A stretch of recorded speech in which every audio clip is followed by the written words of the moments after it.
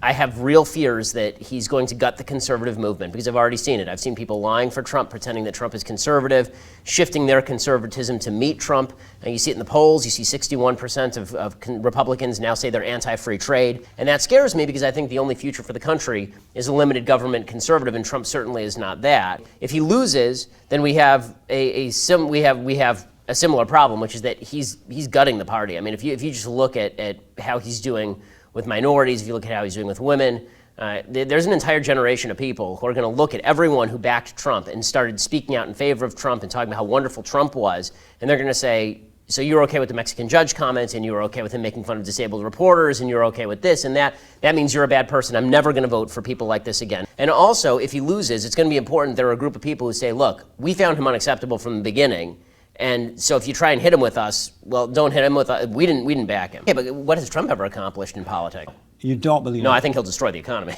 Really? His free trade policies are disastrous. Amazing. Journalist writes a bad piece about him. He goes up and makes fun of him for being disabled. Do you admire Trump at all?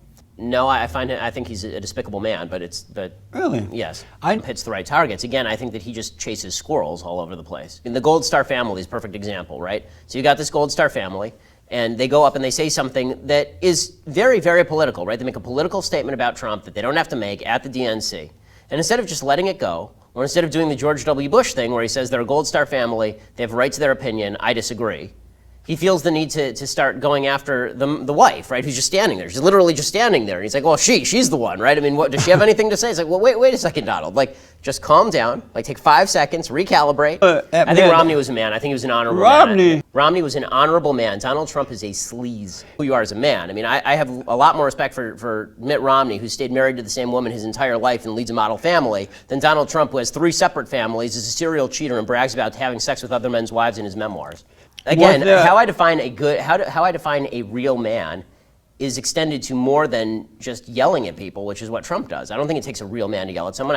Honestly, I think Trump is a coward. There are lots of good men who get divorced, but if you cheat 2 times, progressively marrying younger women, and brag in your memoirs about having sex with other men's wives, and then say, I never repent before God, no, I don't think you're a real man. I think that you're a giant pansy. Well, I mean, he does, because he switches positions every few days. He's just really bad at it. Because he doesn't know what do you think I should do? That's nice of you to think that, but I think that it's more likely that he doesn't know what he's talking about, and he's looking for cues from the audience because he loves applause. Or he respects the people. He wants to hear from the voters, the people who have voted him in. What do you want me to do? Is it possible that could what he was doing? No. Asking their opinion because he's concerned about the voters? Why not? No, because I think that Donald Trump he started making his pivot. Could you be wrong about that, though? No, I'm not wrong about this. You cannot be wrong. On this, I am not wrong. When you say that Trump will not keep his promises to conservatives. Yes.